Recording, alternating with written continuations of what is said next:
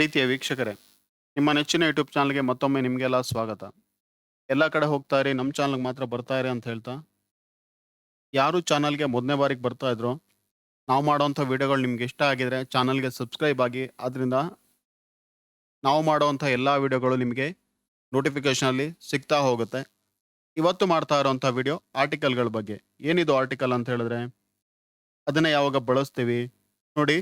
An article is a word, ಅದೊಂದು ಪದ. That combines with the nouns, ಹೇಳಿದ್ರೆ ನಾಮಪದ. ಯಾವುದೆಲ್ಲ ನಾಮಪದ ನಿಮ್ಗೆ ಗೊತ್ತಿದೆ? ಯಾವುದಾದ್ರೂ ವ್ಯಕ್ತಿ, ಸ್ಥಳ, ವಸ್ತು, ಅವುಗಳನ್ನೆಲ್ಲ ಸೂಚಿಸುವಂತಹ ಪದ ನಾಮಪದ. And help to determine whether a noun in any sentence or phrases specific or general. ಏನು ಈ ಸ್ಟೇಟ್ಮೆಂಟ್ನ ಅರ್ಥ? ಆರ್ಟಿಕಲ್ ಅನ್ನೋಂಥದ್ದು ಯಾವ್ದು ಜೊತೆ ಕಂಬೈನ್ ಆಗುತ್ತೆ? ನಾಮಪದದ ಜೊತೆಗೆ ಕಂಬೈನ್ ಆಗುತ್ತೆ. ಉದಾಹರಣೆ ಯಾವುದು ಆರ್ಟಿಕಲ್ಗೆ? ನಿಮ್ಗೆ ಗೊತ್ತಿದೆ, ಅ, ಆನ್ ಮತ್ತೆ ದ ಅನ್ನೋಂಥದ್ದು ಆರ್ಟಿಕಲ್. ಇದು ಯಾವುದು ಬೇಕಾದರೂ ಆರ್ಟಿಕಲ್ ಆಗಿರ್ಬೋದು. ಇದು ನಾಮಪದದ ಜೊತೆಗೆ ಕಂಬೈನ್ ಆಗುತ್ತೆ. ಕಂಬೈನ್ ಆದ್ಮೇಲೆ ಏನ್ ಮಾಡುತ್ತೆ? ಅದು ಕಂಬೈನ್ ಆಗಿರುವಂತಹ ನಾಮಪದ ಅದು ಸ್ಪೆಸಿಫಿಕ್ ಇದೆಯಾ ಅಥವಾ ಜನರಲ್ ಆಗಿದೆಯಾ ಅನ್ನೋಂಥದ್ದನ್ನ ತಿಳಿಸುತ್ತೆ. ಅದಷ್ಟೇ ಆರ್ಟಿಕಲ್ನ ಕರ್ತವ್ಯ. ಉದಾಹರಣೆ ಏನು ನೋಡಿ, ನಿಮ್ಮಲ್ಲಿ ಒಂದಷ್ಟು ಪುಸ್ತಕಗಳಿರ್ತವೆ. ನಾನು ಕೇಳ್ತೀನಿ, ನನಗೆ ಒಂದು ಪುಸ್ತಕವನ್ನು ಕೊಡಿ. ಆಗ ನೀವೇನು ಮಾಡ್ತೀರಾ? ಅಷ್ಟು ಪುಸ್ತಕಗಳಲ್ಲಿ ಯಾವ್ದಾದ್ರು ಒಂದು ಬುಕ್ಕನ್ನು ಕೊಡ್ತೀರಾ. ಯಾವುದಾದ್ರೂ ಆಗಿರ್ಬೋದು, ಅದು ನೀವು ಬರೆಯುವಂಥ ಪುಸ್ತಕ ಆಗಿರ್ಬೋದು, ನಿಮ್ಮ ನೋಟ್ ಬುಕ್ ಆಗಿರ್ಬೋದು, ನಿಮ್ಮ ಹತ್ರ ಇರುವಂಥ ಡಿಕ್ಷನರಿ ಆಗಿರ್ಬೋದು, ನಾವೆಲ್ ಇರ್ಬೋದು, ಯಾವ್ದು ಬೇಕಾದ್ರೂ ಆಗಿರ್ಬೋದು. ಆಗ ಅದೇನಾಯ್ತು? ನಾನು ಕೇಳಿರೋವಂಥದ್ದು ಜನರಲ್ ಆಯಿತು. ಏನು? ಯಾವುದಾದ್ರೂ ಒಂದು ಪುಸ್ತಕವನ್ನ ಕೊಡಿ. ಸ್ಪೆಸಿಫಿಕ್ ಆಗಿ ಯಾವುದನ್ನು ಹೇಳಿಲ್ಲ. ಈಗ ಸ್ಪೆಸಿಫಿಕ್ಗೆ ಉದಾಹರಣೆ ಏನು? ನಾನು ಕೇಳ್ತೀನಿ, ನೋಡಿ ನಿಮ್ಮಲ್ಲಿ ಇದೆಯಲ್ವಾ ಆ ರೆಡ್ ಕಲರ್ ಬೈಂಡ್ ಹಾಕಿರೋಂಥ 6ನೇ ಕ್ಲಾಸ್ದ ಬುಕ್ಕು, ಅದು ಬೇಕು. ಆಗೇನಾಯ್ತು? ಅದು ಸ್ಪೆಸಿಫಿಕ್ ಆಯಿತು. ಇಂಗ್ಲಿಷ್ನಲ್ಲಿ ಇದನ್ನ ಸುಲಭದಲ್ಲಿ ತಿಳಿಸ್ತೀವಿ. ಸ್ಪೆಸಿಫಿಕ್ಗೆ ಒಂದು ಆರ್ಟಿಕಲ್ನ ಬಳಸ್ತೀವಿ, ಜನರಲ್ಗೆ ಇನ್ನೊಂದು ಆರ್ಟಿಕಲ್ನ ಬಳಸ್ತೀವಿ. ಯಾವುದದು ನೋಡಿ? The is use to refer specific or particular noun.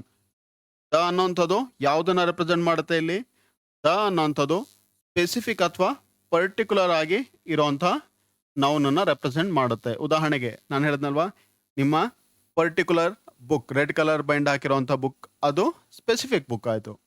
A or an is use to modify non specific or non particular noun. Specific ಅಲ್ದಿರೋಂಥದ್ದನ್ನ ರೆಪ್ರೆಸೆಂಟ್ ಮಾಡೋದಕ್ಕೆ ಯಾವುದನ್ನ ಬಳಸ್ತೀವಿ ನಾವು? ಅ ಅಥವಾ ಆನ್ ಅನ್ನೋಂಥದ್ದನ್ನ ಬಳಸ್ತೀವಿ. ವಿ ಕಾಲ್ ದ ಅನ್ನೋಂಥದ್ದನ್ನ ನಾವು ಏನಂತ ಕರಿತೀವಿ?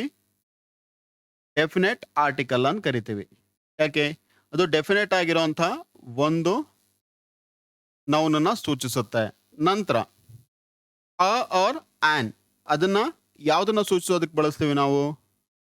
ಅ ಆರ್ ಆನ್ ಅನ್ನೋಂಥದ್ದು ಇಂಡೆಫಿನೆಟ್ ಆರ್ಟಿಕಲ್ನ ಸೂಚಿಸೋದಕ್ಕೆ ಬಳಸ್ತೀವಿ.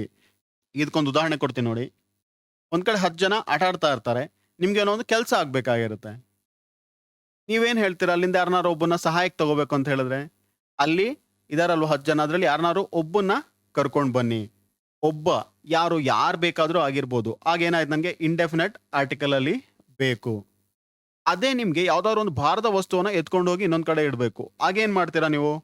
ಅಲ್ಲಿ ಆ ರೆಡ್ ಕಲರ್ ಶರ್ಟ್ ಹಾಕಿದಾನಲ್ವಾ, ಸ್ವಲ್ಪ ದಪ್ಪಕ್ಕೆ ಉದ್ದಕ್ಕೆ ಸ್ವಲ್ಪ ಶಕ್ತಿಶಾಲಿ ಆಗಿದಾನಲ್ವಾ, ಅವನ್ನ ಕರೀರಿ ಅಂತ ಹೇಳ್ತೀರಾ. ಆಗೇನಾಯ್ತು? 10 ಜನ ವ್ಯಕ್ತಿಯಲ್ಲಿ ನೀವು ಪರ್ಟಿಕ್ಯುಲರ್ ಆಗಿ ಒಬ್ಬ ವ್ಯಕ್ತಿನ ಸೂಚಿಸ್ತಾ ಇದ್ದೀರಾ. ಆಗ ನೀವು ಬಳಸುವಂಥದ್ದು ಯಾವುದು? Definite article.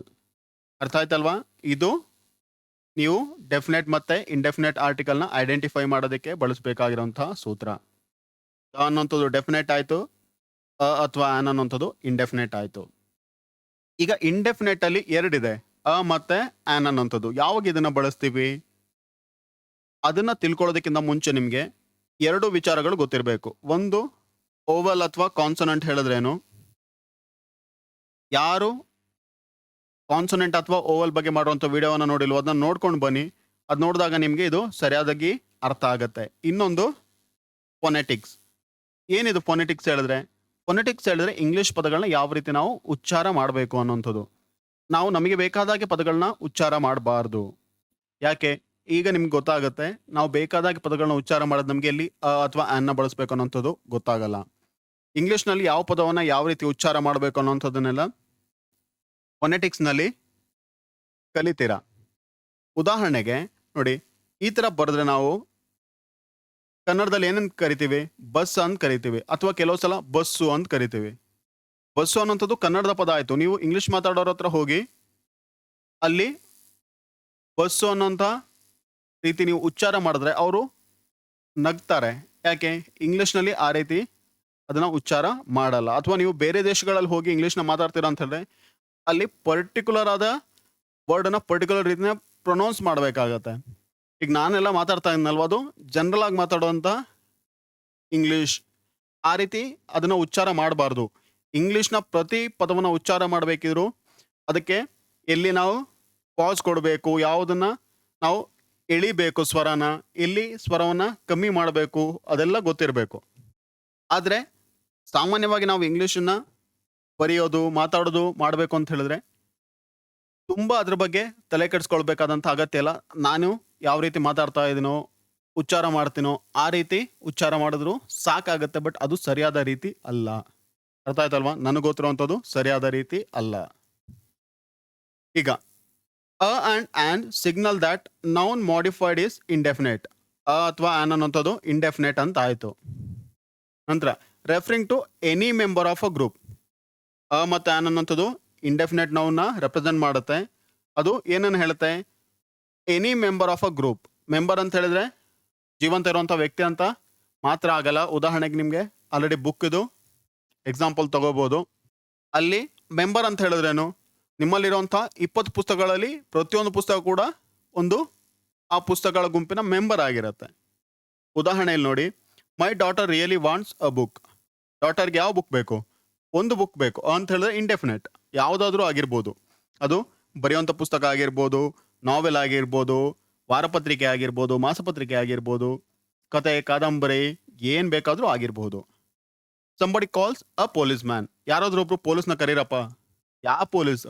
ಯಾರಾದ್ರೂ ಸರಿ, ಒಬ್ರಿಗೆ ತಿಳಿಸಿ ವಿಷಯನ, ಅವ್ರನ್ನ ಕರೀರಿ. ಅವರು SI ಆಗಿರ್ಬೋದು, ಕಾನ್ಸ್ಟೇಬಲ್ ಆಗಿರ್ಬೋದು, ಹೆಡ್ ಕಾನ್ಸ್ಟೇಬಲ್ ಆಗಿರ್ಬೋದು, ಯಾರು ಬೇಕಾದ್ರೂ ಕೂಡ ಆಗಿರ್ಬೋದು. I saw an elephant. ಇಲ್ಲಿ ನೋಡಿ, ಆ್ಯನ್ ಅನ್ನೋಂಥದ್ದು ಬಂತು. ಆ್ಯನ್ ಅಂತ ಹೇಳಿದ್ರೇನು? ಅದು ಕೂಡ ಇಂಡೆಫಿನೇಟ್. ನಾನೊಂದು ಆನೆನ ನೋಡಿದೆ. ಯಾವ ಆನೆ ಅದು? ಯಾವ್ದು ಗೊತ್ತಿಲ್ಲ. ಒಂದು ಗುಂಪಲ್ಲಿದ್ದಂಥ ಒಂದು ಆನೆ ಬಂದಿತ್ತು, ಅಥವಾ ನಾನು ದಾರಿಲಿ ಹೋಗ್ಬೇಕಾದ್ರೆ ಎದುರುಗಡೆ ಯಾವುದೋ ಒಂದು ಆನೆ ಸಿಕ್ತು. ಅದು ಎಲ್ಲಿಂದ ಬಂತು ಏನು ನನಗೆ ಗೊತ್ತಿಲ್ಲ. ಈಗ ಡೆಫಿನೆಟ್ ಹೇಳಿದ್ರೆ ಏನು? ಡೆಫಿನೆಟ್ ಆನೆ ಯಾವುದಾಗತ್ತೆ? ಉದಾಹರಣೆಗೆ ಮೈಸೂರು ದಸರಾದಲ್ಲಿ ಈ ವರ್ಷ ಅಂಬಾರಿಯನ್ನ ಹೊರುವಂಥ ಆನೆ, ಅದು ಡೆಫಿನೆಟ್. ಅದನ್ನ ನಾಮಕರಣ ಮಾಡಿದ್ದಾರೆ, ಅದನ್ನ ಗುರುತಿಸಿದ್ದಾರೆ. ಅಥವಾ ನಿನ್ನೆ ಝೂ ಇಂದ ತಪ್ಪಿಸ್ಕೊಂಡು ಬಂದ ಒಂದು ಆನೆ ಸಿಟಿಲೆಲ್ಲ ಓಡಾಡ್ತಾ ಇತ್ತು, ಅದು ಡೆಫಿನೆಟ್ ಆಯಿತು. ಯಾವುದೋ ಒಂದು ಆನೆ ಅಲ್ಲ, ಎಲ್ರಿಗೂ ಗೊತ್ತಿದೆ ಆ ಪರ್ಟಿಕ್ಯುಲರ್ ಆನೆ ಯಾವುದು ಅಂತ ಹೇಳಿ. ಆಗ ಅದು ಡೆಫಿನೆಟ್ ಆಗುತ್ತೆ. ಇಲ್ಲಿ ಜನರಲ್ ಆಗಿರೋಂಥ ಆನೆ, ಇಲ್ಲಿ ಆ್ಯನ್ನಲ್ಲಿ ಬಳಸ್ತಾ ಇರೋಂಥ ಆನೆ ಜನರಲ್ ಆಗಿರೋಂಥ ಒಂದು ಆನೆ. ಜನರಲ್ ಆಗಿ ನೀವು ಬುಕ್ಕನ್ನು ತಗೊಂಡ್ರಲ್ವಾ, ಆ ರೀತಿ. ಈಗ ಯಾವಾಗ ಅ ಅಥವಾ ಆ್ಯನ್ನ ಬಳಸ್ತೀವಿ ನೋಡಿ, an singular noun begin with Oval sound. ಇಲ್ಲಿ ನೋಡಿ, ಈಗ ಪ್ರೊನೌನ್ಸಿಯೇಷನ್ ನಮ್ಗೆ ಗೊತ್ತಿರಬೇಕು, ಸರಿಯಾದ ರೂಪದಲ್ಲಿ ಉಚ್ಚಾರ ಯಾವ ರೀತಿ ಮಾಡಬೇಕು ಅಂತ. ಅ ಮತ್ತು ಆ್ಯನ್ನ ನಾವು ಯಾವ ರೀತಿ ಬಳಸ್ತೀವಿ ಅಂತ ಹೇಳಿದ್ರೆ, ನೀವು ಕೊಟ್ಟಿರುವಂತಹ ಪದದ ಉಚ್ಚಾರವನ್ನ ಯಾವ ರೀತಿ ಮಾಡ್ತೀರಾ ಅದ್ರ ಮೇಲೆ ಬರಿತಾ ಹೋಗ್ತೀವಿ. ಅರ್ಥ ಆಯ್ತಲ್ವಾ? ನಮಗೆ ಸಾಮಾನ್ಯವಾಗಿ ಹೈಸ್ಕೂಲ್ಗಳಲ್ಲಿ, ಪ್ರೈಮರಿಯಲ್ಲಿ ಹೇಳ್ಕೊಟ್ಟಿರ್ತಾರೆ ಯಾವಾಗ ಆ್ಯನ್ನ ಬಳಸ್ಬೇಕು ನಾವು. AEIOU ಇದು ಇಷ್ಟು ಕಂಡು ಬಂದ ಕೂಡಲೇ ನಾವು ಯಾವುದನ್ನ ಬಳಸಬೇಕು? ಆ್ಯನ್ ಅನ್ನೋಂಥದ್ದನ್ನ ಬಳಸಬೇಕು. ಇದು ಸರಿಯಾದ ವಿವರಣೆ ಅಲ್ಲ. ಆದರೆ ಮ್ಯಾಕ್ಸಿಮಮ್ ಪ್ಲೇಸಲ್ಲಿ ಇದು ವರ್ಕ್ ಆಗುತ್ತೆ. ಎಲ್ಲಿ ವರ್ಕ್ ಆಗುತ್ತೆ, ಎಲ್ಲಿ ವರ್ಕ್ ಆಗಲ್ಲ, ಯಾಕೆ ವರ್ಕ್ ಆಗಲ್ಲ ಅನ್ನೋಂಥ ನಿಮ್ಗೆ ಹೇಳ್ತೀನಿ ನೋಡಿ. ಈಗ ಆ್ಯನ್ ಅನ್ನೋಂಥದ್ದನ್ನ ಯಾವಾಗ ಬಳಸಬೇಕು? Singular noun begin with Oval sound. ಇಲ್ಲಿ ನಾವು ಲೆಟರ್ ಅಂತ ಹೇಳಿಲ್ಲ, ಏನಂತ ಹೇಳ್ತಾ ಇದ್ವಿ? ಸೌಂಡ್ ಅಂತ ಹೇಳ್ತಾ ಇದ್ವಿ. ಪದವನ್ನು ಉಚ್ಚಾರ ಮಾಡಿದಾಗ ಯಾವ ಸೌಂಡ್ ಬರುತ್ತಲ್ವಾ, ಆ ಸೌಂಡ್ ಓವಲ್ ಸೌಂಡ್ ತರ ಇದ್ರೆ ಆಗ ನಾವು ಯಾವುದನ್ನ ಬಳಸಬೇಕು? ಆ್ಯನ್ ಅನ್ನೋಂಥದ್ದನ್ನ ಬಳಸಬೇಕು. ಉದಾಹರಣೆಗೆ an elephant, an egg, apple. ಯಾವ ಥರ ಆ್ಯಪಲ್? ಪರ್ಟಿಕ್ಯುಲರ್ ಆಗಿರೋವಂಥದ್ದ ಅಲ್ಲ, ಅದು ಯಾವುದು ಜನರಲ್ ಆಗಿರೋವಂಥ ಆ್ಯಪಲ್. ಇಂಡೆಫಿನೆಟ್ ಆರ್ಟಿಕಲ್ ಆ್ಯನ್ ಅನ್ನೋಂಥದ್ದನ್ನ ಬಳಸ್ತೀವಿ. ಇಲ್ಲಿ ಯಾಕೆ ಆ್ಯನ್ ಅನ್ನೋಂಥದ್ದು ಬಂತು? ಪ್ರತಿಯೊಂದು ಪದದ ಉಚ್ಚಾರ, ಎಲಿಫೆಂಟ್ ಆಗಿರ್ಬೋದು, ಆ್ಯಪಲ್ ಆಗಿರ್ಬೋದು, ಈಡಿಯಟ್ ಆಗಿರ್ಬೋದು, ಇಲ್ಲೆಲ್ಲ ನಾವು ಉಚ್ಚಾರವನ್ನು ಮಾಡುವಾಗ ಅದರ ಉಚ್ಚಾರ ಯಾವ ರೀತಿ ಶುರು ಆಗುತ್ತೆ, ಅದು ಓವಲ್ ಇಂದ ಶುರು ಆಗುತ್ತೆ. ಉದಾಹರಣೆಗೆ ಎಲಿಫೆಂಟ್ ಏನ್ ಬಂತು ಅಲ್ಲಿ, ಎ ಅನ್ನೋಂಥದ್ದು ಬಂತು. ಎಗ್ ಆಗೇನ್ ಬಂತು, ಎ ಬಂತು. ಅರ್ಥ ಆಯ್ತಲ್ವಾ? ಆ್ಯಂಡ್ ಇಡಿಯಟ್ ಅಲ್ಲಿ ಇ ಬಂತು. ಹೇಳಿದ್ರೆ ನಾವು ಉಚ್ಚಾರ ಮಾಡುವಂಥ ಮೊದಲ ಅಕ್ಷರ ಯಾವುದಿದೆ ಅದರ ಪ್ರಕಾರ ಎ ಅಥವಾ ಆನ್ ಅಂತ ಹೇಳಿ ಬಳಸ್ತೀವಿ. ಓವಲ್ ಸೌಂಡ್ ಬಂತು ಅಂತ ಹೇಳಿದ್ರೆ ಅಲ್ಲಿ ಆನ್ ಅನ್ನೋಂಥದ್ದನ್ನ ಬಳಸ್ತೀವಿ. ಎ ಅನ್ನೋಂಥದ್ದನ್ನ ಯಾವಾಗ ಬಳಸ್ತೀವಿ? Singular noun begin with consonant again sound. Consonant ಹೇಳಿದ್ರೇನು, ಓವಲ್ಸ್ ಹೇಳಿದ್ರೇನು, ಹಳೆ ವಿಡಿಯೋಗಳನ್ನ ನೋಡಿ. ಎಲ್ಲಿ ವ್ಯಂಜನದ ಸ್ವರ ಬರುತ್ತೋ ಅಲ್ಲಿ ನಾವು ಅ ಅನ್ನೋಂಥದ್ದನ್ನ ಬಳಸ್ತೀವಿ. ಅ ಬಾಯ್, ಅ ಕಾರ್. ಇಲ್ಲಿ ನೋಡಿ, ಬಾಯ್, ಕಾರ್, ಇದೆಲ್ಲ ಯಾವ ಸೌಂಡ್? ಇದು ಕಾನ್ಸೊನೆಂಟ್, ಇದು ಸೌಂಡ್ಗಳು. ಈಗ ಇದಿಷ್ಟು ನಿಮಗೆ ಅರ್ಥ ಆಯ್ತು. ಆದರೆ ಇಂಗ್ಲಿಷ್ನಲ್ಲಿ ಒಂದಷ್ಟು ಕಡೆ ನಮಗೆ ಕನ್ಫ್ಯೂಷನ್ ಕ್ರಿಯೇಟ್ ಆಗುತ್ತೆ. ಆಗ ನಾವು ಯಾವ್ದು ಸಹಾಯವನ್ನು ಬಳಸಬೇಕು? ಫೊನೆಟಿಕ್ಸ್ನ ಸಹಾಯವನ್ನು ಬಳಸಬೇಕು. ಫೊನೆಟಿಕ್ಸ್ ಹೇಳಿದ್ರೆ ಯಾವ ರೀತಿ ಪ್ರೊನೌನ್ಸ್ ಮಾಡಬೇಕು ಅನ್ನೋದನ್ನ ತಿಳಿಸೋವಂಥದ್ದು. ನೀವು ಯಾವ್ದಾದ್ರು ಡಿಕ್ಷನರಿನ ತಗೊಳ್ಳಿ ಅಥವಾ ಗೂಗಲಲ್ಲಿ ಹೋಗಿ ಸರ್ಚ್ ಮಾಡಿ. ಉದಾಹರಣೆಗೆ ನೀವು ಈಗ ಇದನ್ನ ಯಾವ ರೀತಿ ಓದ್ತೀವಿ ನಾವು? ಆ್ಯಂಡ್ ಹವರ್ ಅಂತ ಓದ್ತೀವ, ಅವರ್ ಅಂತ ಓದ್ತೀವ. ಇಲ್ಲಿ ಎಚ್ ಅನ್ನೋಂಥದ್ದು ಏನು? ಎಚ್ ಸೈಲೆಂಟ್ ಲೆಟರ್ ಆಗಿದೆ. ಆಗ ಅದನ್ನ ಪ್ರೊನೌನ್ಸ್ ಮಾಡೋಂಥದ್ದೇನು? An hour. ಮತ್ತೆ ಯಾವ್ದು ಬಂತು ಇಲ್ಲಿ? ಅ ಅನ್ನೋಂಥದ್ದು ಬಂತು. ಅ ಅನ್ನೋಂಥದ್ದೇನು? ಅದು ಓವಲ್ ಸೌಂಡ್. ಅರ್ಥ ಆಯ್ತಲ್ವಾ? ಆದ್ರಿಂದ ನಾವು ಇಲ್ಲಿ ಮೊದಲನೇ ಅಕ್ಷರ A E I O U ಇದೆ ಅಂತ ಹೇಳಿ ನೋಡಲ್ಲ. ನಾವು ಅದರ ಉಚ್ಚಾರ ಯಾವ ರೀತಿ ಇದೆ ಅನ್ನೋಂಥದ್ದನ್ನ ನೋಡ್ತೀವಿ. ಅವರಲ್ಲಿ ಇಲ್ಲಿ ಓವಲ್ ಇಲ್ಲ, ಆದ ಕಾರಣ ನಾವಿಲ್ಲಿ ಆ್ಯನನ್ನ ಬಳಸಲ್ಲ, ಏನ ಬಳಸ್ತೀವಿ ಅನ್ನೋಂಥದ್ದು ತಪ್ಪು. ನಾವು ನೋಡ್ಬೇಕಾಗಿರೋದು ಅದರ ಉಚ್ಚಾರ. ಈಗ ಯೂನಿವರ್ಸಿಟಿ ನೋಡಿ, ನಮಗೆ ಇಲ್ಲಿ ಯು ಬಂತು. ಯು ಬಂದ ಕೂಡಲೇ ನಾನು ಆ್ಯನ್ ಅಂತ ಹಾಕ್ಬೋದಾ? ಖಂಡಿತವಾಗ್ಲೂ ಹಾಕಬಾರ್ದು. ಯಾವ ರೀತಿ ಇದನ್ನ ಪ್ರೊನೌನ್ಸ್ ಮಾಡ್ಬೋದು? ನೀವು ಯಾವ್ದಾದ್ರು ಪ್ರೊನೌನ್ಸಿಯೇಷನ್ ಆ್ಯಪ್ನ ಬಳಸಿ, ಆಗ ನಿಮಗೆ ಗೊತ್ತಾಗುತ್ತೆ. ಅಥವಾ ಇದನ್ನೆಲ್ಲ ನೀವು ನೆನಪಲ್ಲಿ ಇಟ್ಕೊಳ್ಳೋ ಬದಲಿಗೆ ಏನು ಮಾಡ್ಬೋದು? ನಿಮಗೆ ಒಂದಷ್ಟು ಈ ಥರ ಸಾಮಾನ್ಯವಾಗಿ ಬೇರೆನೇ ರೀತಿಯಲ್ಲಿ ನಾವು ಪ್ರೊನೌನ್ಸ್ ಮಾಡುವಂಥ ವರ್ಡ್ಗಳಿರುತ್ತೆ. ಅದು ಯಾವುದು ಅಂತ ಹೇಳಿ ಲಿಸ್ಟ್ ಮಾಡ್ಕೊಳ್ಳಿ, ಅದನ್ನು ಆ ರೀತಿ ಬಳಸ್ಕೊಳ್ಳಿ. ಈಗ ನೋಡಿ, ಇಲ್ಲಿದೆಯಲ್ವಾ, ಇದು ಸಾಮಾನ್ಯವಾಗಿ ಯಾವ ರೀತಿ ಪ್ರೊನೌನ್ಸ್ ಮಾಡ್ತೀವಿ ನಾವು? ಯೂನಿವರ್ಸಿಟಿ ಏನು ಬಂತು? ಸ್ಟಾರ್ಟಿಂಗ್ ಲೆಟರ್ ಯು ಬಂತು. ಅಥವಾ ಇಲ್ಲಿ ಇರೋವಂಥ ಮೊದಲನೇ ಅಕ್ಷರ ಏನದು? ಓವಲ್ ಆಗಿದೆ. ಆದ್ರಿಂದ ನಾವು ಆ್ಯನ್ ಅಂತ ಹೇಳಿ ಬಳಸ್ಬೋದಾ? ಇಲ್ಲ. ಇದನ್ನ ಪ್ರೊನೌನ್ಸ್ ಮಾಡೋವಂಥ ರೀತಿನೇ ಬೇರೆ ಇದೆ. ನೀವು ನೆಟ್ಟಲ್ಲಿ ಹೋಗಿ ಸರ್ಚ್ ಮಾಡಿ ಎಕ್ಸಾಕ್ಟ್ ಆಗಿರೋವಂಥ ಪ್ರೊನೌನ್ಸಿಯೇಷನ್ ಯಾವ ಥರ ಮಾಡೋದು ಅಂಥದ್ದು. ನಾನು ಬಳಸ್ತೀನಲ್ವಾ ಪ್ರೊನೌನ್ಸಿಯೇಷನ್ಗಳು, ಅದು ಆ್ಯಕ್ಚುಯಲ್ ಇಂಗ್ಲೀಷ್ ಫೊನೆಟಿಕ್ಸ್ ಪ್ರಕಾರ ಮಾಡುವಂಥ ಪ್ರೊನೌನ್ಸಿಯೇಷನ್ಗಳಲ್ಲ. ಯಾರು ಇಂಗ್ಲೀಷ್ನ ಕರೆಕ್ಟಾಗಿ ಕಲಿಬೇಕು, ನೀವು ಅದನ್ನು ಇಂಗ್ಲೀಷ್ ಕಲಿಬೇಕಾದ್ರೆ ಅಭ್ಯಾಸ ಮಾಡಿಟ್ಕೊಳ್ಬೇಕು, ಅಥವಾ ನಂತರದ ದಿನಗಳಲ್ಲಿ ಅದನ್ನು ಸರಿ ಮಾಡ್ತಾ ಹೋಗಬೇಕು. ಈಗ ಯೂನಿವರ್ಸಿಟಿ ಅನ್ನೋಂಥದ್ದನ್ನು ಪ್ರೊನೌನ್ಸ್ ಮಾಡಬೇಕಾದ್ರೆ ಆ್ಯಕ್ಚುಲಿ ಅಲ್ಲಿ YEW ಈ ರೀತಿ ಪ್ರೊನೌನ್ಸ್ ಮಾಡ್ತಾರೆ. ಆದ ಕಾರಣದಿಂದ ಅದನ್ನು ಆ್ಯನ್ ಅಂಥೇಳಿ ಬಳಸಲ್ಲ. ಅಲ್ಲಿ ಬಳಸುವಂಥ ಇಂಡೆಫಿನೆಟ್ ಆರ್ಟಿಕಲ್ ಎ ಅನ್ನೋಂಥದ್ದು. ಅರ್ಥ ಆಯ್ತಲ್ವಾ? ಪ್ರೊನೌನ್ಸಿಯೇಷನ್ನ ಕರೆಕ್ಟಾಗಿ ನಾವು ಕಲ್ತ್ರೆ ಇಲ್ಲಿ ಕರೆಕ್ಟಾಗಿ ಬರೀಲಿಕ್ಕಾಗತ್ತೆ. ಇಲ್ಲ ಹೇಳಿದ್ರೆ ಬೇರೆ ಏನು ಮಾಡ್ಕೋಬೋದು ನಾವು? ಈ ಥರ ಒಂದಷ್ಟು ಎಕ್ಸೆಪ್ಷನ್ಸ್ ಇದೆ. ಸಾಮಾನ್ಯವಾಗಿ ನಿಮಗೆ ಹೈಸ್ಕೂಲಲ್ಲಿ ಹೇಳ್ಕೊಟ್ಟಿರೋದು ಈ ರೂಲ್, AEIOU ಇದ್ದಾಗ ಆನ್ ಅಂಥೇಳಿ ಬಳಸಿ. ಇದು ಹೆಚ್ಚಿನ ಕಡೆಯಲ್ಲಿ ಕೆಲಸವನ್ನು ನಿರ್ವಹಿಸುತ್ತೆ, ಆದರೆ ಯಾವಾಗಲೂ ಆಗಲ್ಲ. ಯಾವಾಗ ಅದಾಗಲ್ಲ? ಉದಾಹರಣೆಗೆ ನಾವು ಸಾಮಾನ್ಯವಾಗಿ ಕರೆಯುವಂಥ ಯೂನಿವರ್ಸಿಟಿ ಅನ್ನೋಂಥ ಪದ, ಇನ್ನೊಂದಷ್ಟು ಪದಗಳು ಬರುತ್ತೆ, ಅದನ್ನು ನೀವು ಲೀಸ್ಟ್ ಮಾಡ್ಕೊಳ್ಳಿ.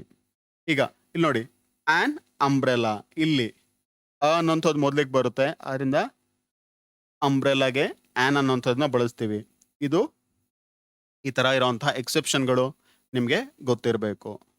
ಈಗ ಡೆಫಿನೆಟ್ ಆರ್ಟಿಕಲ್. ಡೆಫಿನೆಟ್ ಆರ್ಟಿಕಲ್ ನೀವು ಸ್ಪೆಸಿಫಿಕ್ ಆಗಿ ಯಾವುದನ್ನಾದರೂ ಹೇಳಬೇಕಿದೆ, ಅಲ್ಲಿ ಡೆಫಿನೆಟ್ ಆರ್ಟಿಕಲ್ ದಾನ ಬಳಸ್ತೀರಾ. ನೋಡಿ, definite article use before singular or plural noun when noun is specific or particular. Specific ಅಥವಾ ಪರ್ಟಿಕ್ಯುಲರ್ ಆಗಿದ್ದಾಗ ಬಳಸ್ತೀವಿ. ಉದಾಹರಣೆಗೆ ಯಾವುದು? Let's read the book. ಇಲ್ಲಿ ದ ಬುಕ್ ಹೇಳಿದ್ರೆ ಯಾವ ಬುಕ್ ಅದು? ಯಾವುದೊಂದು ಪರ್ಟಿಕ್ಯುಲರ್ ಬುಕ್. ನಾನಿಲ್ಲಿ ಪುಸ್ತಕ ಯಾವುದಂತ ಹೇಳಿ ಹೇಳಿಲ್ಲ. ಇತಿಹಾಸ ಪುಸ್ತಕನ ಅಥವಾ ಯಾರಾದರೂ ಬರೆದಿರೋವಂಥ ಒಂದು ಕಾದಂಬರಿನ, ರವೀಂದ್ರನಾಥ್ ಠಾಗೂರ್ ಅವರು ಬರೆದಿರೋವಂಥ ಗೀತಾಂಜಲಿ ಪುಸ್ತಕನ, ನನಗೆ ಗೊತ್ತಿಲ್ಲ ಅದು. ಆದರೆ ಇದನ್ನ ಡೆಫಿನೆಟ್ ಅಂತ ಹೇಗೆ ಕರೆಯೋದು? ನೋಡಿ, ಇಲ್ಲಿ ದ ಅಂತ ಯಾಕೆ ಬಳಸ್ತಾರೆ ಅಂತ ಹೇಳಿದ್ರೆ, ಅಥವಾ ಇದು ಬಳಸಿರೋದ್ರಿಂದ ಏನು ಅರ್ಥ ಆಗುತ್ತೆ ಅಂತ ಹೇಳಿದ್ರೆ, ಆ ವಾಕ್ಯವನ್ನು ಹೇಳೋಂಥ ವ್ಯಕ್ತಿ ಮೊದಲೇ ಆ ಪುಸ್ತಕ ಯಾವುದು ಅಂಥೇಳಿ ಮಾತಾಡಿರ್ತಾರೆ, ಗುರುತಿಸಿರ್ತಾರೆ. ಉದಾಹರಣೆಗೆ, ನಾನು ಲೈಬ್ರರಿಲಿ ಹೋಗಿ ಮುಖಜ್ಜ ಕನಸುಗಳು ಪುಸ್ತಕವನ್ನು ಕೈಲಿ ಇಟ್ಕೊಂಡಿದ್ದೀನಿ, ಅಥವಾ ಮೊದಲೇ ಮುಖಜ್ಜ ಕನಸುಗಳು ಚೆನ್ನಾಗಿದೆ ಅಂತ ಡಿಸೈಡ್ ಮಾಡಿದ್ದೀವಿ, ಅದ್ರ ಬಗ್ಗೆ ಮಾತಾಡಿದ್ದೀವಿ. ಅದಾದ್ಮೇಲೆ ನಾನು ಹೇಳ್ತೀನಿ ಲೆಟ್ಸ್ ರೀಡ್ ದ ಬುಕ್. ಆಗ ಯಾವ ಪುಸ್ತಕ ಆಯಿತು? ನಾನು ಆಲ್ರೆಡಿ ಪಾಯಿಂಟ್ ಔಟ್ ಮಾಡಿರೋಂಥ ಮುಖಜ್ಜ ಕನಸುಗಳು ಪುಸ್ತಕ. ಅರ್ಥ ಆಯ್ತಲ್ವಾ? ದ ಅಂತ ಯಾಕೆ ಬಂತು? ಇಲ್ಲಿ ನನ್ನ ಪುಸ್ತಕದ ಹೆಸರು ಯಾವುದು ಅಂತ ಹೇಳಿಲ್ಲ ಅಂತ ಹೇಳಿದ್ರು ಕೂಡ ಅಂತ, ಆ ಪುಸ್ತಕದ ಬಗ್ಗೆ ಮೊದಲೇ ಮಾತಾಡಿರ್ತೀವಿ ಅಥವಾ ಗುರುತಿಸಿರ್ತೀವಿ, ಆದ ಕಾರಣ ಅದು ದ ಅಂತ ಬಂತು. Let's read a book. ಇಲ್ಲಿ ಅ ಅಂತ ಬಂತು. ಏನೀಗ ನೋಡಿ, ನಾನು ಅನೇಕ ಕಾದಂಬರಿಗಳು, ಪುಸ್ತಕಗಳನ್ನ ನೋಡಿರ್ತೀನಿ. ಜುಗಾರಿ ಕ್ರಾಸ್ ಆಗಿರ್ಬೋದು, ಚೋಮನ ದುಡಿ ಆಗಿರ್ಬೋದು, ಮಲೆಗಳಲ್ಲಿ ಪದುಮಗಳಾಗಿರ್ಬೋದು. ಅದನ್ನೆಲ್ಲ ನೋಡಿ ನನಗೆ ಯಾವ್ದು ಓದಬೇಕು ಅಂತ ಗೊತ್ತಾಗಲ್ಲ. ಆಗೇನು ಹೇಳ್ತೀನಿ, ಲೆಟ್ಸ್ ರೀಡ್ ಅ ಬುಕ್. ಯಾವ್ದಾದ್ರು ಒಂದು ಬುಕ್ನಲ್ಲಿ ಓದೋಣ. ಆಯ್ತಲ್ವಾ? ನಾನು ಪರ್ಟಿಕ್ಯುಲರ್ ಆಗಿ ಯಾವ ಬುಕ್ಕನ್ನು ಮೊದಲು ಸ್ಪೆಸಿಫೈ ಮಾಡಲ್ಲ, ಈಗಲೂ ಕೂಡ ನಾನು ಸ್ಪೆಸಿಫೈ ಮಾಡ್ತಾ ಇಲ್ಲ. ಜನರಲ್ ಆಗಿ ಯಾವ್ದಾದ್ರು ಒಂದು ಬುಕ್ನ ಓದೋಣ, ಈಗ ಹೋಗೋಣ ಅಂತ ಹೇಳ್ತೀನಿ ಇದರಲ್ಲಿ. ಇದು ಅ ಮತ್ತೆ ಗೆ ಇರುವಂಥ ವ್ಯತ್ಯಾಸ.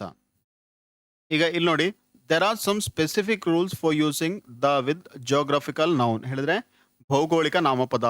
ಭೂಗೋಳಕ್ಕೆ ಸಂಬಂಧಪಟ್ಟ ಹಾಗೆ ಯಾವುದಾದ್ರೂ ಹೆಸರನ್ನ ಕೊಟ್ಟಿದ್ರೆ ಅಲ್ಲಿ ನಾವು ಕೆಲವು ಸ್ಪೆಷಲ್ ರೂಲ್ಸ್ಗಳನ್ನ ಬಳಸ್ತೀವಿ. Do not use the.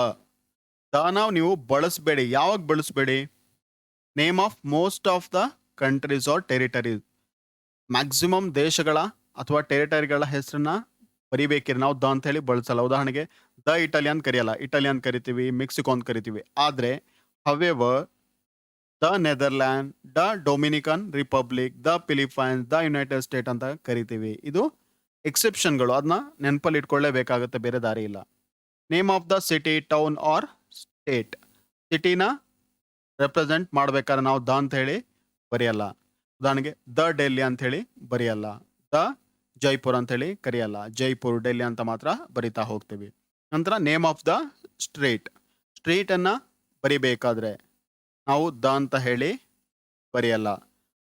ದಾರಾ ಬೇಂದ್ರೆ ರೋಡ್ ಅಂತ ಹೇಳಿ ಬರೆಯಲ್ಲ. Name of the lakes and bays. ಲೇಕ್ಗಳ ಬಗ್ಗೆ ಬರಿಬೇಕಾದ್ರೂ ಕೂಡ ನಾವು ದ ಅಂತ ಹೇಳಿ ಬಳಸಲ್ಲ. ನೋಡಿ, ಇಲ್ಲೂ ಕೂಡ ಒಂದಷ್ಟು ಎಕ್ಸೆಪ್ಷನ್ಸ್ಗಳಿದೆ. ಇದನ್ನ ಜಸ್ಟ್ ನೀವು ಒಂದ್ಸಲ ನೋಡ್ಕೊಳ್ಳಿ, ಆಗ ನಿಮ್ಗೆ ಗೊತ್ತಾಗುತ್ತೆ. ಮುಖ್ಯವಾಗಿ ನಾವು ಕಂಟ್ರಿಗಳು, ಸಿಟಿಗಳನ್ನೆಲ್ಲ ಬರಿಬೇಕಾದ್ರೆ ದ ಅಂತ ಹೇಳಿ ಸಾಮಾನ್ಯವಾಗಿ ಬಳಸಲ್ಲ. ನಂತರ ಮತ್ತೆ ಪುನಃ ಇಲ್ಲಿ ಬಳಸಬಾರ್ದು. ಮೌಂಟೇನ್ಸ್ಗಳನ್ನ ಬರಿಬೇಕಿದ್ರೆ, ಪರ್ವತಗಳನ್ನ ಗುರುತಿಸ್ಬೇಕಾದ್ರೆ ದ ಅಂತ ಹೇಳಿ ಬರೆಯಲ್ಲ. ದ ಮೌಂಟ್ ಎವರೆಸ್ಟ್ ಅಂತ ಹೇಳಿ ಬರೆಯಲ್ಲ, ಮೌಂಟ್ ಎವರೆಸ್ಟ್ ಅಂತಾನೆ ಬರಿತೀವಿ. ಆದರೆ ಅಲ್ಲೂ ಕೂಡ ಒಂದಷ್ಟು ಎಕ್ಸೆಪ್ಷನ್ಸ್ಗಳಿದೆ. ಯಾವುದು? ಆಂಡೀಸ್ ಪರ್ವತಗಳಾಗಿರ್ಬೋದು, ಅಲ್ಲಿ ನಾವು ದ ಅಂತ ಹೇಳಿ ಬರಿತೀವಿ. ರಾಕೀಸ್ ಪರ್ವತಗಳಾಗಿರ್ಬೋದು, ಅಲ್ಲೂ ಕೂಡ ದ ಅಂತ ಹೇಳಿ ಬರಿತೀವಿ. ನಂತರ ನೇಮ್ ಆಫ್ ದ ಕಾಂಟಿನೆಂಟ್. ಖಂಡಗಳನ್ನ ಬರಿಬೇಕಿದ್ರೆ ಏಷ್ಯಾ ಅನ್ನೋಂಥದ್ದೊಂದು ನಾಮಪದ ನಾವು ಕೊಟ್ಟಿರುವಂಥದ್ದು, ಆದರೆ ಅಲ್ಲೂ ಕೂಡ ದ ಅಂತ ಹೇಳಿ ಬಳಸಲ್ಲ. ನೇಮ್ ಆಫ್ ದ ಐಲ್ಯಾಂಡ್ ಹೇಳಿದ್ರೇನು? ದ್ವೀಪಗಳು. ದ್ವೀಪಗಳಿಗೂ ಕೂಡ ಬರೆಯಲ್ಲ, ವಿತ್ ಎಕ್ಸೆಪ್ಷನ್ಸ್. ಈಗ ದಾನ ನಾವು ಎಲ್ಲಿ ಬಳಸಬೇಕು? ಅದು ಕೂಡ ಸ್ಪೆಷಲ್ ಕೇಸ್ಗಳು. Name of the river, ocean, seas, ಸಾಗರಗಳು, ನದಿಗಳು, ಸಮುದ್ರಗಳು, ಅಲ್ಲೆಲ್ಲ ದಾನ ಬಳಸ್ತೀವಿ. ನಂತರ ಪಾಯಿಂಟ್ ಆನ್ ದ ಗ್ಲೋಬ್. ಹೇಳಿದ್ರೆ ಗ್ಲೋಬಲ್ಲಿ ಕೆಲವು ನಿರ್ದಿಷ್ಟವಾದಂಥ ಪಾಯಿಂಟ್ ಇದೆ. ಉದಾಹರಣೆಗೆ, ಈಕ್ವೆಟಾಯರ್ ಆಗಿರ್ಬೋದು, ನಾರ್ತ್ ಪೋಲ್, ಸೌತ್ ಪೋಲ್ ಆಗಿರ್ಬೋದು, ಅದನ್ನೆಲ್ಲ ಬರೆಯುವಾಗ ನಾವು ದ ಅಂತ ಬಳಸ್ತೀವಿ. Geographical area, middle east, west, ಅಲ್ಲೆಲ್ಲ ನಾವು ದಾನ ಬಳಸ್ತೀವಿ. ಜೊತೆಗೆ ಡೆಸರ್ಟ್, ಫಾರೆಸ್ಟ್, ಗಲ್ಫ್, ಅಲ್ಲೂ ಕೂಡ ದಾನ ಬಳಸ್ತೀವಿ. ಈಗ ಆರ್ಟಿಕಲ್ನ ಎಲ್ಲಿ ನಾವು ಬಿಡ್ತೀವಿ? ಆಮಿಷನ್ ಹೇಳಿದ್ರೆ ಬಿಡೋ ಅಂಥದ್ದು. ಆರ್ಟಿಕಲ್ನ ಯಾವಾಗೆಲ್ಲ ಬರಿಬೇಕು ಅಂತ ಹೇಳಿದ್ದೀನಿ, ಮತ್ತೆ ಅಲ್ಲಿ ಯಾವಾಗ ಬಿಡಬೇಕು ಅನ್ನೋಂಥದ್ದು ಸ್ಪೆಷಲ್ ಕೇಸ್ ಇದೆ. Some type of noun that don't take on article. ನಾಮಪದ ಆಗಿದ್ರೂ ಕೂಡ ಅಲ್ಲಿ ಆರ್ಟಿಕಲ್ನ ಬಳಸಲ್ಲ. ಯಾವಾಗದು? Name of the language or nationalities. Chinese, ನಾವು ಪರ್ಟಿಕ್ಯುಲರ್ ಭಾಷೆ ಕೊಟ್ಟಿರೋಂಥ ಹೆಸರು ನಾಮಪದ ಆಯ್ತು, ಅದು ಅಲ್ಲಿ ನಾವು ದ ಅಂತ ಹೇಳಿ ಬರೆಯಲ್ಲ. ದ ಇಂಗ್ಲಿಷ್ ಅಂತ ಹೇಳಿ ಬರೆಯಲ್ಲ. Unless you are referring to population of the nation. The Chinese ಅಂತ ಹೇಳಿದ್ರೆ ಏನಾಯ್ತು? ಚೈನಾದಲ್ಲಿ ಇರೋಂತಹ ವ್ಯಕ್ತಿಗಳು. The Spanish are known for their warm hospitality. The Spanish, Spanish ಅನ್ನೋಂಥದ್ದು ಲ್ಯಾಂಗ್ವೇಜ್. ದ ಸ್ಪ್ಯಾನಿಷ್ ಹೇಳಿದ್ರೇನು? ಸ್ಪ್ಯಾನಿಷ್ ಭಾಷೆಯನ್ನ ಮಾತಾಡುವಂಥ ಜನಗಳು, ಅವರು ಅವರ ಅತಿಥಿ ಸತ್ಕಾರಕ್ಕಾಗಿ ಚಿರಪರಿಚಿತರು. ಅರ್ಥ ಆಯ್ತಲ್ವಾ? ದ ಚೈನೀಸ್ ಅಂತ ಹೇಳಿದ್ರೆ ಚೈನಾ ಭಾಷೆಯನ್ನ, ಚೈನೀಸನ್ನ ಮಾತಾಡುವಂಥ ಜನಗಳು. ಸ್ಪೋರ್ಟ್ಸ್, ಸ್ಪೋರ್ಟ್ಸ್ ಅನ್ನೋಂಥದ್ದು ನೌನ್, ಅದನ್ನ ಕೂಡ ನಾವು ದ ಅಂತ ಸೇರಿಸಿ ಬರೆಯಲ್ಲ. ದ ವಾಲಿಬಾಲ್ ಅಂತ ಹೇಳಿ ಬರೆಯಲ್ಲ, ವಾಲಿಬಾಲ್ ಅಂತ ಬರಿತೀವಿ. Academic subject, the mathematics, the biology ಇಲ್ಲ, ಮ್ಯಾಥಮೆಟಿಕ್ಸ್ ಬಯಾಲಜಿ ಅಂತ ಬರೀತೀವಿ. ಇದನ್ನ ಕರೆಕ್ಟಾಗಿ ನೋಡ್ಕೊಳ್ಳಿ. ಈ ವಿಡಿಯೋನ ನೀವೇನು ಮಾಡಬೇಕು ಅಂತ ಹೇಳಿದ್ರೆ 2-3 ಸಲ ಕೇಳಬೇಕು. ಆಗ ನಿಮ್ಮ ಮನಸ್ಸಿನಲ್ಲಿ ಅದು ಆಟೋಮೆಟಿಕ್ ಆಗಿ ನಿಲ್ಲುತ್ತೆ. ಉದಾಹರಣೆಗಳನ್ನ ಸರಿಯಾಗಿ ನೆನಪಲ್ಲಿ ಇಟ್ಕೊಳ್ಳಿ. ಉದಾಹರಣೆಗೆ ವಾಲಿಬಾಲ್ ಅಂತ ಬರೆಯುವಾಗ ದ ವಾಲಿಬಾಲ್ ಅಂತ ಹೇಳಿ ಬರಿತೀವಿ, ಇಲ್ಲ ವಾಲಿಬಾಲ್, ಬೇಸ್ಬಾಲ್, ಕ್ರಿಕೆಟ್ ಅಷ್ಟೇ ಬರಿತೀವಿ. ಇದು ನಿಮಗೆ ಉದಾಹರಣೆಗಳು ನೆನಪಲ್ಲಿದ್ರೆ ನೀವು ಅದನ್ನ ಬರಿಬೇಕಾದ್ರೂ ಕೂಡ ಅದೇ ರೀತಿ ಬರಿತಾ ಹೋಗ್ತೀರಾ. ಪ್ರತಿಯೊಂದು ರೂಲ್ಸ್ಗಳನ್ನ ನೀವು ಬಾಟ್ ಮಾಡಿಕೊಂಡು ಮತ್ತೆ ಮತ್ತೆ ರೂಲ್ಸ್ಗಳನ್ನ ರಿಕಾಲ್ ಮಾಡಿಕೊಂಡು ಇರೋದು ಕಷ್ಟ ಆಗತ್ತೆ. ನೀವು ಮತ್ತೆ ಮತ್ತೆ ಇದನ್ನ ನೋಡಿದ್ರೆ ಅದು ಆಟೋಮೆಟಿಕ್ ಆಗಿ ಮನಸ್ಸಿನಲ್ಲಿ ಉಳಿಯುತ್ತೆ. ಆದ ಕಾರಣಗಳಿಂದ ನೀವು ಈ ವಿಡಿಯೋನ ಮತ್ತೆ ಮತ್ತೆ ನೋಡಿ, ಕೇಳಿ, ಅಥವಾ ಎಲ್ಲೋ ಒಂದು ಕಡೆ ಬರೆದಿಟ್ಟು ಒಂದು 4-5 ಸಲ ಅದನ್ನ ನೋಡಿ. ಆಗ ಸುಲಭವಾಗಿ ಇದೆಲ್ಲ ನಿಮ್ಮ ಮನಸ್ಸಿನಲ್ಲಿ ಉಳಿಯುತ್ತೆ. ವಿತ್ ಎಕ್ಸೆಪ್ಷನ್ಗಳು ಕೂಡ ನೆನಪುಳಿಯುತ್ತೆ. ಅದೆಲ್ಲ ಕಷ್ಟ ಆಗಲ್ಲ. ಆದರೆ ನೀವು ಪ್ರತಿಯೊಂದನ್ನು ಕೂಡ ನಾನು ಬಾಹ್ಯಾಟ್ ಮಾಡ್ತೀನಿ, ನನಗೆ ಈ ವಿಡಿಯೋ ನೋಡಿದ ಕೂಡಲೇ ಇದು ನೆನಪಲ್ಲಿ ಇಡಬೇಕು, ಬೆಳಗಿಂದ ಸಂಜೆ ತನಕ ಹೇಗಾರು ಮಾಡಿ ನಾನು ನೆನಪಲ್ಲಿ ಇಡ್ತೀನಿ ಅಂತ ಹೇಳಿದ್ರೆ ನಿಮ್ಮ ಮನಸ್ಸಿನ ಮೇಲೆ ನೀವು, ಮೆದುಳಿನ ಮೇಲೆ ನೀವು ಎಕ್ಸ್ಟ್ರಾ ಬರ್ಡನ್ನ ಹಾಕಿದಂಗೆ ಆಗುತ್ತೆ. ಆ ಥರ ಮಾಡೋಕ್ಕೆ ಹೋಗ್ಬೇಡಿ. ಒಂದ್ಸಲ ಇವತ್ತು ನೋಡಿ ಬರೀರಿ, ನಂತರ ನಾಳೆನೋ ನಾಳ್ದೋ ಯಾವ ಥರ ನೀವು ಫ್ರೀ ಇದ್ದಾಗ 1-2 ಸಲ ನೋಡಿ. ಇದಿಷ್ಟು ಕೂಡ ನಿಮಗೆ ನೆನಪಲ್ಲಿ ಖಂಡಿತವಾಗ್ಲೂ ಉಳಿಯುತ್ತೆ. ಇದಿಷ್ಟು ಇವತ್ತಿನ ವಿಡಿಯೋ. ಮುಂದಿನ ವಿಡಿಯೋಲ್ಲಿ ಸಿಗೋಣ. ಜೈ ಹಿಂದ್.